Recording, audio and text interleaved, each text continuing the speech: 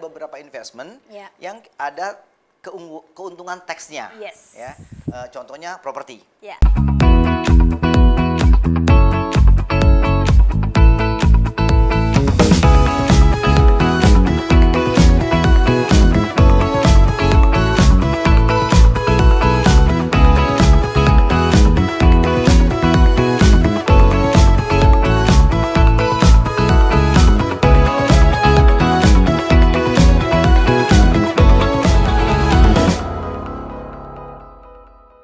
Oke. Nah, pertanyaan dari Bapak Ali Sukrisnanata. Oh, ini kok gambarnya miring toh minggu lalu. Minggu lalu ini. Kesalahan bukan pada HP Anda. Ya, itu kesalahan teknis. Mohon maaf Pak Alit. Ya, mohon maaf, minggu lalu ini banyak sekali, bukan banyak sekali, ada beberapa kesalahan teknis, tetapi kita bisa dilihat di YouTube channel, ya, Pak Alex ya? Ya, jadi hari ini kita resmi launching kita punya YouTube channel. Nama channelnya Lestari TV. Jadi Lestari Way akan direkam, kemudian ada post productionnya. Tim saya akan kasih highlight, ya kan, supaya nontonnya enak. Ada tulisannya, ada yang ngingetin. Dan live-nya juga sekarang ada di YouTube ya. YouTube sama IG. YouTube dan IG. Nah, untuk mereka yang mau ikut kompetisi ntar tuh yang ada bagi-bagi kaos, jangan lupa Anda harus subscribe dulu, salah satu requirement-nya. Ya, ini mau naikin rating kita ya. Tapi by the way kita sudah ada 1.200. Oh, 1.400. Oke, yang subscribe nih. Sebentar lagi kita mencapai 1 juta subscriber. Jangan khawatir. Nah, ini ada 5 t-shirt keren, jangan lupa untuk 3 pertanyaan yang terpilih dan juga untuk 2 insight atau resume. Tapi salah satu syaratnya adalah para pemenang wajib sudah subscribe akun YouTube-nya Lestari TV ya. Oke. Jadi itu. Nah, lanjut ya, Koh. Oke. Ini Pak Alex dia bilang ada banyak teori yang nomor 5 itu. Nomor 5. Oh, Pak Acu bilang, Pak, saham mana yang bagus? Semen Gresik atau semen Indosemen? Saham Indosemen. Mana ketehe? Karena balik lagi pertanyaannya kepada orang yang tidak mengerti industri semen. Ya, betul ya? Oke, so kembali ke laptop. Tadi ada 6 poin gimana cara memilih saham ya Pak Acu ya. Oke.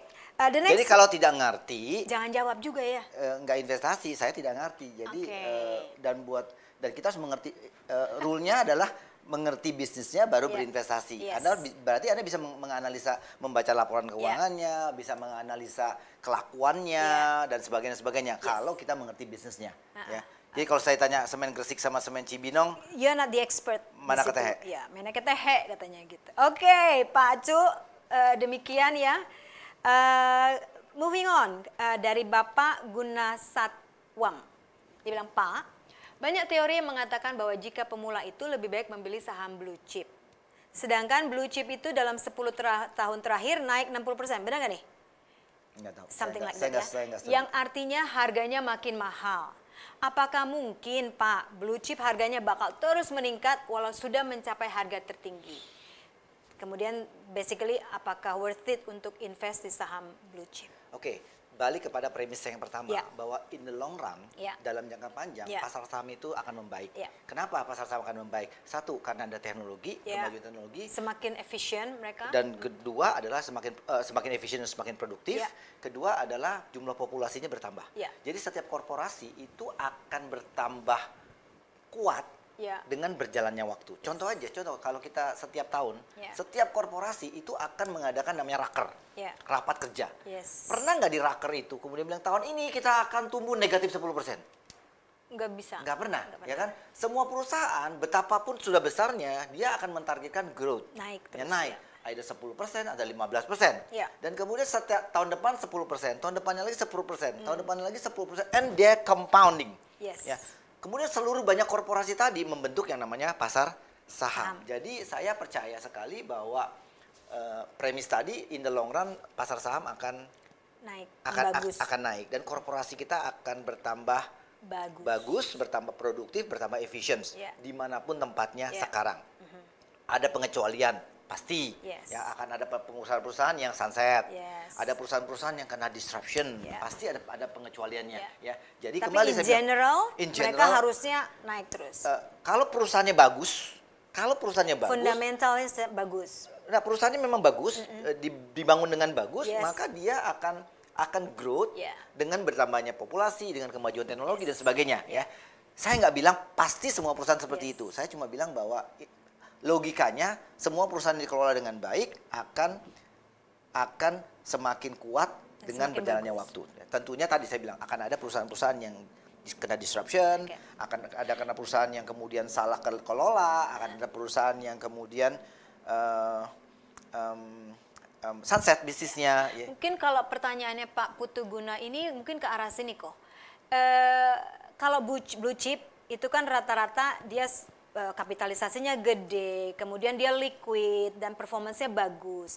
Apakah lebih baik invest di situ? Apa invest di perusahaan-perusahaan yang masih notabene growing-nya lebih kencang? Mungkin seperti itu kali Pak Putu Guna. Pilih perusahaan yang kita mengerti industrinya. 2, pilih perusahaan yang mempunyai competitive advantage. 3, pilih perusahaan yang reputasinya baik. 4, pilih perusahaan yang kemungkinan masih around sekitar 30 tahun 30 tahun lalu, 30 tahun lagi. Jadi saya nggak menjawab pertanyaan apakah harus blue chip segala macam. Jadi saya kembali kepada kepada analisa itu. Kepada APC style. Ya. Saya udah bilang dari awal nih, saya disclaimer. This is my style. Ya, nggak boleh diargue. Ya. And this is my show. Yes. Oke. Wah, kalau udah bawa-bawa itu udah kayak jadi sabda gitu kan ya. Oke, jadi basically balik lagi ke laptop dengan semua karakteristik dan semua profil-profil yang mesti dipenuhi dalam memilih suatu saham ya Pak ya. Oke. Nah, ini dia. 98 kita crash. Sekarang juga katanya crash. Compare Pak, 98 apakah 2020 ini akan lebih parah buat stock market? Nah, ini mungkin kita bisa dapat. Saya elaborate sedikit ya. Saya sampai research nih. Saya tulis di sini. Pertanyaannya cuma satu baris loh, tapi kayaknya jawabannya panjang. Sampai research. Saya akan tampilkan angkanya dan semuanya bisa lihat.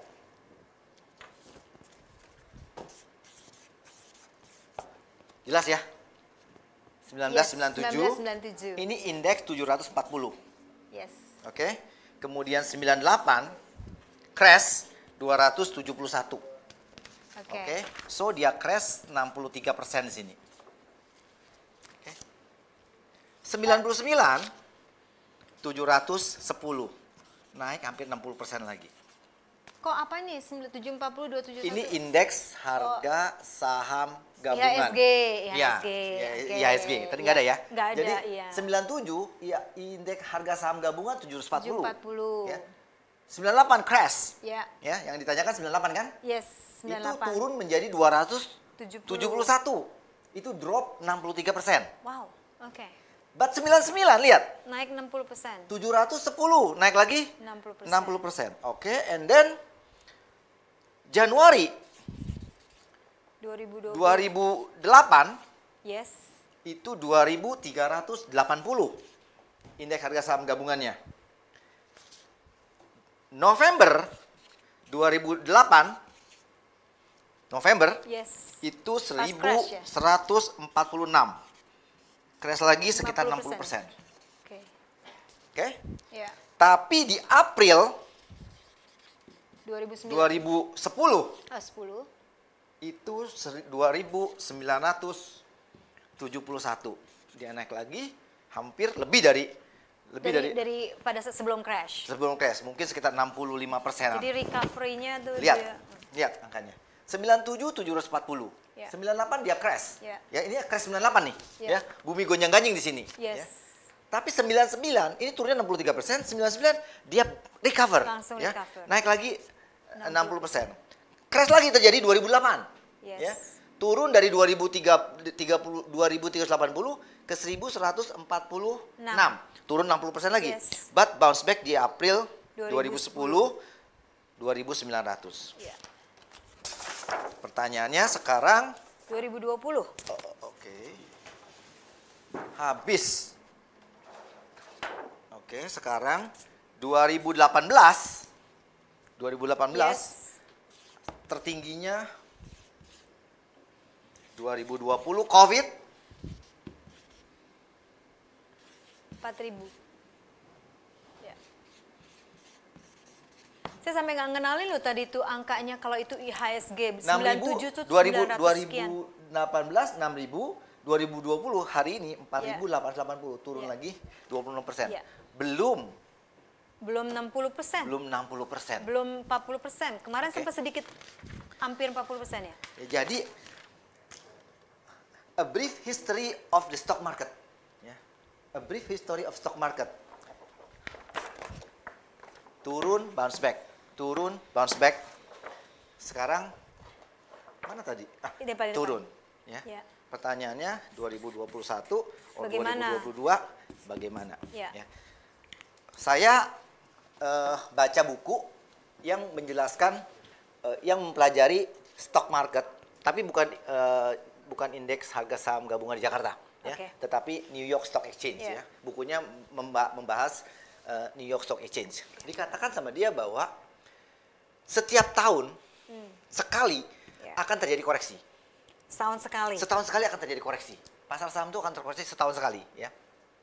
Koreksi itu berapa? 10% sampai 15%. Ya. Setiap tahun. Pasti. Sama pastinya seperti datangnya musim dingin, dia bilang gitu. Ya. Tetapi koreksinya 10% ini tidak hanya 20% dari correction yang kemudian berakhir menjadi bearish. Saya ulangi. Di pasar saham ada dua istilah. Ya. Satu adalah bearish. Bearish itu artinya harga sahamnya turun, kayak beruang. Ya. Kemudian satu lagi bullish. Bullish itu dia naik ke atas. Nah, bull. Ya kayak banteng. Ininya dia nih. Ya kayak banteng. Tanduk. Ya tanduk. Jadi banteng naik ke atas, kalau bearish dia ke bawah, beruang. Jadi setiap tahun pasar itu akan terkoreksi.